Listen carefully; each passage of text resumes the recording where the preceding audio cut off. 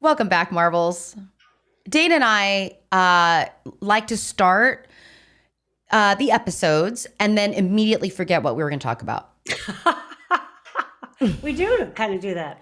And it makes me think of one of our followers, and I apologize for not knowing your name off the top of my head, but had a request for all the outtakes for an outtake episode. Oh my gosh. Well, first of all, I might have to bleep most of that, and then we'll censor most of that, and then we should just have like a special little outtakes thing. It's ridiculous. Yeah. Dana and I are ridiculous. The whole thing would just be beep beep beep beep beep beep beep. Yeah. I know. Like really, it would be that talking about Diet Coke or our dogs, or pets, like that. That might sum it up. Yeah. That might sum it up, or how angry we are at our profession or something. Oh, that's a great segue. You awesome. Yeah. So we were going to talk about, for those of you who can't see, I'm doing the air quotes and I have paint on my face. Selective mutism. How's that? Thank you. I was just going to be quiet for effect, but shutting me up is very difficult. So let's read. Just read. This is Gwen. Okay. So for those of you who, I have the source in my hands, the DSM-5. This is the most recent DSM that our profession uses for diagnostic classification. I decided to do this instead of look it up on the internet. Thank you. Way to go. Go back to the source. Here we go. Wait. I feel like we should put a warning. The words you are about to hear are extremely graphic and maybe upsetting to some listeners. Okay. Oh, like a trigger warning? Like a TW? Okay. Oh my God. Here we go. Selective mutism. The diagnostic criteria include A, consistent failure to speak in specific social situations in which there is an expectation for speaking, despite speaking in other situations. B, the disturbance interferes with educational or occupational achievement or with social communication. C, the duration of the disturbance is at least 1 month, not limited to the first month of school. D, the failure to speak is not attributable to a lack of knowledge or comfort with the spoken language required in the social situation. And finally, E, the disturbance is not better explained by communication disorder and does not occur exclusively during the course of autism spectrum disorder, schizophrenia, and another psychotic disorder. Well, that's interesting. So they say this doesn't apply in autism? You don't call it? It's not better explained by autism. Oh, okay. Okay. Oh. Listen to this, does not occur exclusively during the course. The course of autism? What the beep is that? I bleeped to myself. Yeah, I like the one where it said not the first month of class, because a lot of people are just like, I don't want to say anything. But it's weird. Not exclusively during the course of autism, schizophrenia, or another psychotic disorder. We're lumping autism with schizophrenia and psychosis? What's interesting too is you said it's under the anxiety disorder part of the DSM. It is not under their neurodevelopmental, which is where they put autism, which really shouldn't be in the DSM at all because it's a neurological thing. Yeah, Wow. it's an expected neurological variance. So anxiety disorders, this falls under anxiety disorders. Yeah. Let's talk. I mean, I can't even tell you how. Yeah. If you're ADHD, it's not better accounted for by it because it only mentions autism. It doesn't say anything about ADHD or. Okay. Nope. Wow, that's messed up. Okay. Okay, so here are the differentials on it. Communication disorders, obviously. I mean, that makes sense to me. Mm-hmm. Neurodevelopmental disorders and schizophrenia and other psychotic disorders, individuals with an autism spectrum disorder, schizophrenia, or another psychotic disorder, or severe intellectual disability. Oh my God. may have problems in social communication and be unable to speak appropriately in social situations. In contrast, selective mutism should be diagnosed only when a child has an established capacity to speak in some social situations, typically at home. Oh, because But we see that in autism too. Yeah, hence the selective part of the label. How about I selectively choose not to speak with stupid people? Okay. Right. Yeah. Social anxiety disorder is another, social phobia is another differential. The social anxiety and social avoidance in social anxiety disorder may be associated with selective mutism. In such cases, both diagnoses may be given. Wow. So it really How about I make a choice not to talk to people that don't hear me, are stupid, and I don't know, like I don't have anything to say in this situation. I don't know. Yeah, and by stupid we mean like jerks that don't get it. We're not. Yeah. Oh, Dana, our favorite word. There's a comorbidity section. Oh, what? Please, pray tell. Get ready, people. Here's the comorbid. I can barely say that word. The most common comorbid conditions are other anxiety disorders, most commonly social anxiety disorder, followed by separation anxiety disorder and specific phobia. Oppositional behaviors have been noted to occur in children with selective mutism. Although oppositional behavior may be limited to situations requiring speech.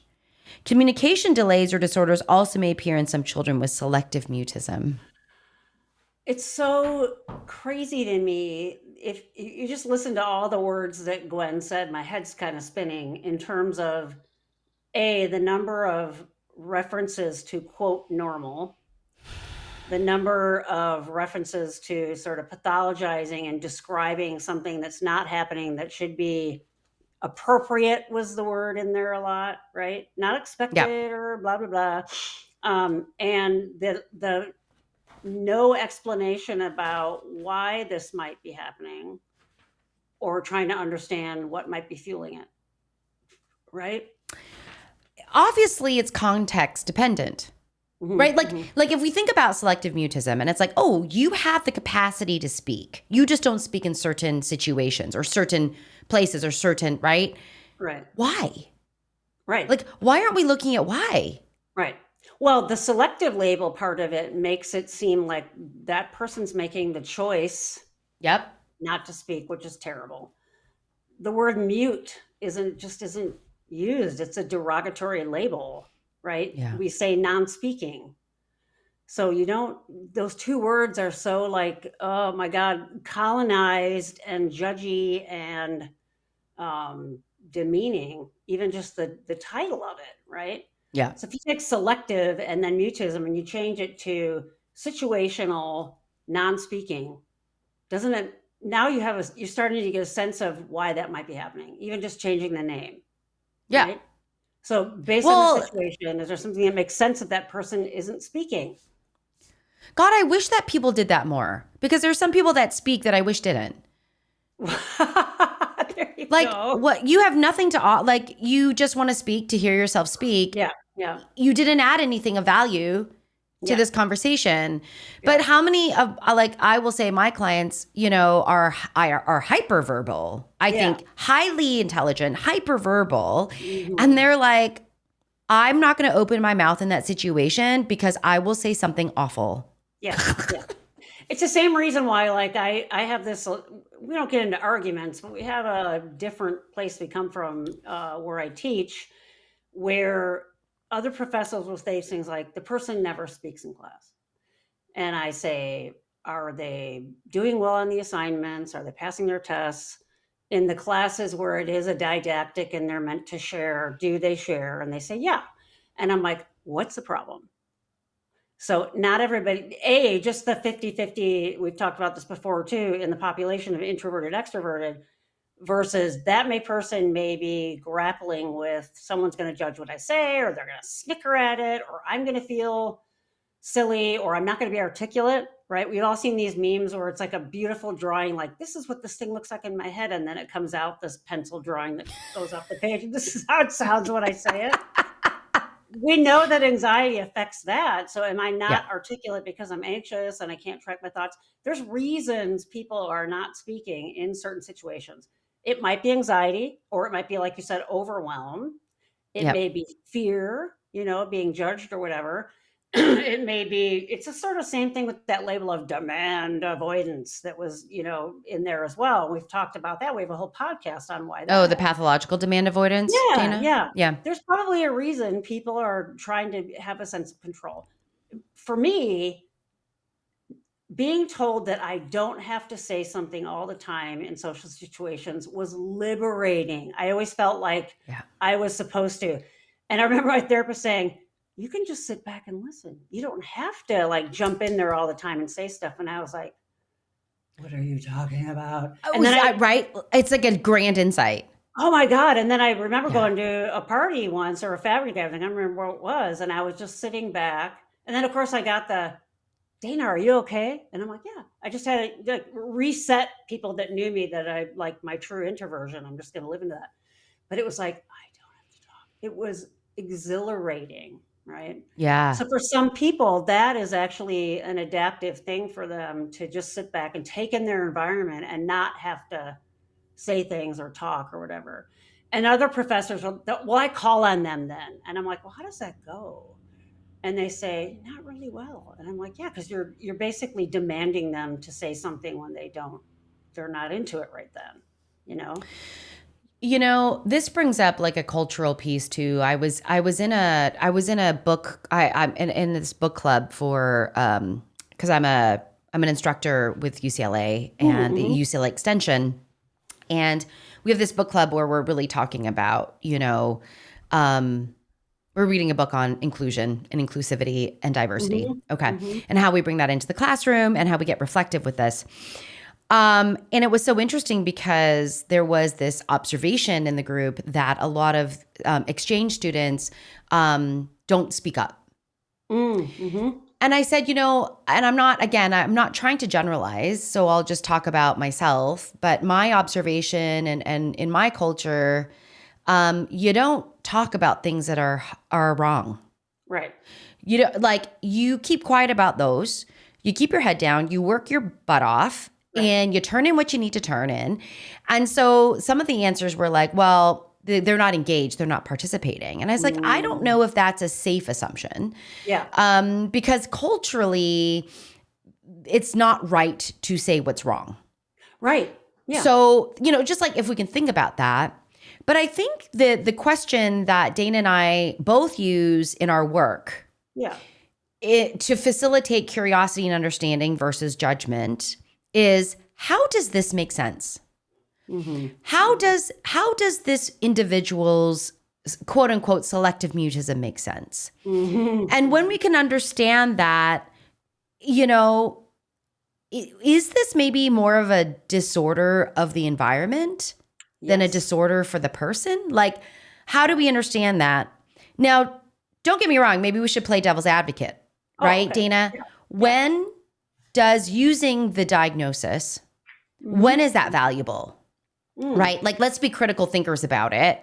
Is there ever a time when the diagnosis is valuable? Mm. Yeah, I think that you can talk about it as someone, they may have something going on in language centers, or there's a whole different coordination in your brain and in your cranial nerves that allow you to speak. Mm-hmm. I think it's important to make sure there isn't something there potentially, especially if it's a Yeah. kid going to school and they aren't. But the fact that they're doing it at home sort of makes you think it's really situational, right? But if you Yeah. have a child who's developing and isn't speaking, obviously you want to work that up and see what the scoop is there. I suppose Right. someone could always be like, well, I'm going to just, do what I want. And I'm not going to speak. I mean, I suppose there's always the cases where someone could say, I'm not going to do that. I'm doing it deliberately, just to, spite, or these horrible words we see. But even then you can look in at that and say, why does that person need to do that? What's going on in their life where they're needing to dig in Mm-hmm. and say, I need to get control of this. So short of Mm-hmm. something being, what I'd say purely biologically driven, something, purely neurological, we just need to sink more into, why is this happening? Yeah. Right? Because if you don't address that and you start to change things or make the person do it, now you really are not acknowledging the wound itself, but you're just trying to, cover it up or do whatever, and that wound's going to fester, as we know all these things do, if you don't see that person and that original piece and why is that happening, or give them some grace. Not every kid in school is going to be the same or speak up all the time. Some of the greatest students I've ever had are ones that don't speak up a lot in class. And then I get a paper from them and I can hear angels singing. I'm like, oh my God, this is incredible. Not just the writing, but the insights and the thoughts. And it's clear to me they're having this rich analysis in their brain, which is what we want. And then I hear people say, well, what it's going to be like when they sit with clients. I'm like, well, I'm sure they don't sit there the entire hour and never say a word. It's probably the classroom situation that isn't comfortable. And then they get into clinical training and they're fine. Yeah. Right. Right. But I think the point we're trying to bring home is there's such a cultural bias here towards talking and jumping in. And then you're right, absolutely, cultural presses elsewhere in the world where it's actually not only do you not jump in and speak, but there are some cultures that actually are very clear about not speaking, especially if you're like with me, I'm the authority figure in the room because I'm the professor. You don't question the professor in a lot of cultures. You just don't do that. Even though I may be inviting and saying, yes, I would love that. And I praise them when they have a thought, great. But I'm not going to change their entire, however many years they've been alive, living in that culture way to do things just because I asked them to speak. Right. Yeah. It's ridiculous. But parents and teachers and systems and everything else get really, the DSM, we had Gwen read all those criteria because we can't tell you how kind of effed up. So now you don't have to beep. Thanks, Dana. Yeah. All these things are, sometimes you just, hey, look at this. And you can see like the uphill stream we're trying to fight against with this stuff. And all people that are neurodivergent or working as advocates are trying to fight this. It's the heaviness of the oppression of reading what you were just read is unfathomable. Yeah. And I mean, the value of the diagnosis, right? If it leads to better analysis, evaluation, understanding of how this person is working, then my hope would be we don't treat the person, we treat the environment. Yeah. Right. They're anxious. Why are they anxious? They're anxious, right? And the anxiety is context dependent. Right. So and so we need to look at the context. So my only thought here would be the value of that diagnosis would be to shine a light on the environment. My only issue there is, are there people on that person's team or in that person's life that says, how do we fix the environment, not the person? Right, like you need to make sure that's a thing. Yeah. And I mean, I think when I think about diagnoses, we're really talking about the person, right? But selective mutism is one of those things where you're like, it is the person, but it's context dependent. So what do you do with that? Like, and I guess we could talk about that from an anxiety standpoint, right? Like anxiety is often context dependent. It's often stress based. It's often, there's lots of those factors. So, what do you do? What do you do? So I don't know how many of you in our audience have run across this diagnosis. Maybe you've been diagnosed with selective mutism yourself. Our encouragement here is how do we use these systems to better understand people? Right. As you were saying those things, I was thinking about it. It totally popped into my mind when I was in kindergarten, and I've never been, even when I was a little kid, I didn't like milk for lots of reasons. Now I know it's probably a taste and texture thing. And so in kindergarten, we'd all have like nap time, but everybody get one of those little cartons of milk and you drank your milk and took a nap or whatever it was, right? I'm sure they don't do this anymore, but I didn't want it. I would drink chocolate milk, but I didn't want regular milk. And so I remember my teacher said, okay, so milk's good for you. So what we're going to do is we're going to have you take 1 sip the first day, 2 sips the second day until, build up to drinking. I think I got up to 3 sips and I must have gagged and looked like I was going to throw up or something. Because then she's like, okay, we'll just stop. it's too bad I had to go through any of that. But when you said you need to have someone on the treatment team or in the school or wherever that gets the environment needs to change.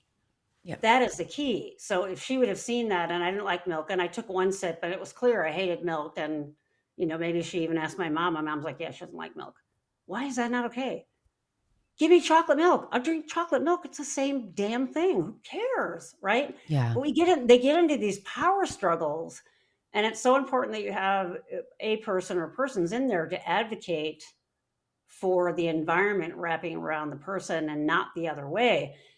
The environment can do that. The environment isn't going to be irreparably harmed by having to not make Dana drink regular milk. Regular milk, right. But I still remember that from kindergarten. So clearly it did something to me, right? So why not change the environment? Again, as long as it's easy to do and it doesn't bother anybody else.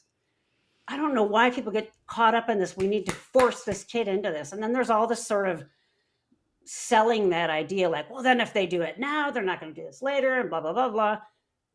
God forbid we change the world in how you view these people. And then I see this is what gives me such great hope as places like TikTok, where there's 20-somes on there and they get it. So they started to grow up with more of this. Let's understand the person in the environment. So I think it is going to really start changing, but the old guard is not going to let go easily at all. Yeah.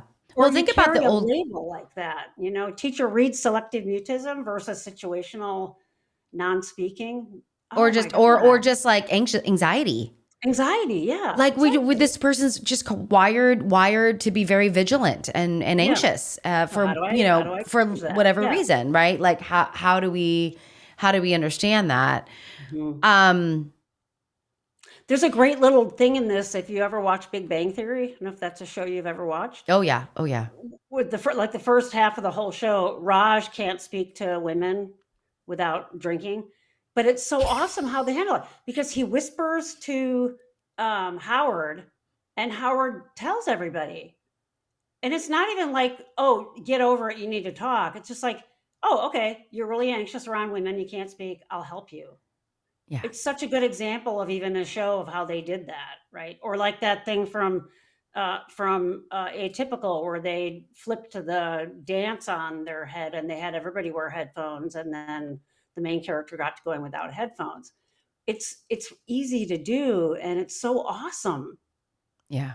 We can do it. And dare I even say, like, especially at the high school level, that's teaching people inclusion. Yes. Oh God. Right. Right. And we're not talking again, like Dana, I hear dissenters now. I hear them say, but you can't always change the environment. They're going to have to put up sometime. They're going to have to do it sometimes. And it's like, yes, that's absolutely right. There are times that a neurodivergent individual will need to go out into the neuromajority, the big bad world out there, and put up. Yes, that's true. But can we be more selective with that? Like, can we make a choice to go into those environments and say, okay, I know what I'm getting myself into. I know what this is going to take, but this is why I'm doing it. Yeah. Not just have it be a normative expectation all the time. And I see that still, in many schools, high schools that I work with, it's like, well, they're going to have to eventually, they're going to have to grow up eventually, And it's like, okay, but in the meantime, they're in this environment where you can make those changes and they can actually learn the skills to go out into the big bad world. Right. But right now they're just completely shut down. Yeah. So what do you want? Mm-hmm. Like, it's got to give somewhere. I don't know. And so this idea, this very kind of what I think is right. Like the ego, right? What I think is right. Exactly. There's so much fear, and there is not research that shows if you give these people grace, they end up not being able to function as adults. They do. They may function differently than a neurotypical adult, but they're not going to live in a hole in the ground and never to speak to anybody again. It's a sort of non-defined fear, like you said. Well, they're going to have to do it eventually. Yeah, all of us do have to speak some out in the world. I mean, it's how it happens. But It doesn't mean you have to be hyperverbal or speak as much as someone else does or anything else. I've seen people like in Starbucks handing someone a card that just has their drink order on it. And they're like, Yep. oh, cool. They don't look at them and go, what's wrong with you? Can you not speak? Or they order it on their phone because then they don't have to even talk to anybody. Yep. There's silly memes about doing something like ordering a coffee, especially if it's a complicated order and you're practicing it in your head and then you get up to the clerk and it's like, blah, blah, blah, because it is that processing thing when you're anxious. Yeah. Your brain doesn't do it well. Yeah. Yeah. No, I have my clients. Yeah. Yep. I have my clients actually type out their order on their like memo or their notes on their iPhone. And we just have one for each place that they go to and they pull it up. They're verbal. Yeah. They're verbal. They just don't, it's like put on the spot like that. They're like, what? I don't know how to speak. And we just do that. And that, whether that's a Chick-fil-A or a Starbucks or a Chipotle or like whatever, it is totally, actually, I think it's very clear to I think the person on the other side would rather have that instead of like waiting and like all this pressure, like, are you going to speak or not? Like, that's not selective mutism in that space. And I get it. Like, again, Dana and I are like, it's not that we have a very large dislike for the DSM-5. So we have a very large dislike for biomedical models. Like, I think anyone that's been listening to the show understands that about Dana and I. Yeah. If that diagnosis exists or shows up in your life, please use it as a prompt to understand what's happening for this person. Yeah, it occurs to me that this can be one of those like invisible disabilities. Absolutely. Right? And Absolutely. why is writing something on a memo thing and showing it to someone at Chick-fil-A any different than someone who needs the use of a wheelchair? Yeah. It's the same thing. Or brailled, or like they need braille, or they, I mean, McDonald's has picture menus. Yeah, that you can point to. Yeah. Yeah, because they're starting to get it. Yeah. Yeah. Cool. Yeah. Anyway. So we're just going to stop talking now. Not selective mutism. All right. I'm choosing to because I feel safe and I don't have to speak because I know Gwen gets it and me to her. Yeah. For sure. For sure. So we're not going to say be good to you. Okay. I don't know any other way to let them know I'm thinking be good to you. Because we can't do the little balloon thing. Dana is telepathically. Dana is. I'll interpret for you, Dana. Oh yeah, I'll interpret for you. I'll be your Howard. I'll be your Howard. Okay, yeah. Dana is saying, "Be good to you." We'll see you in the next episode. All right, bye everyone. See you in the next episode. Bye.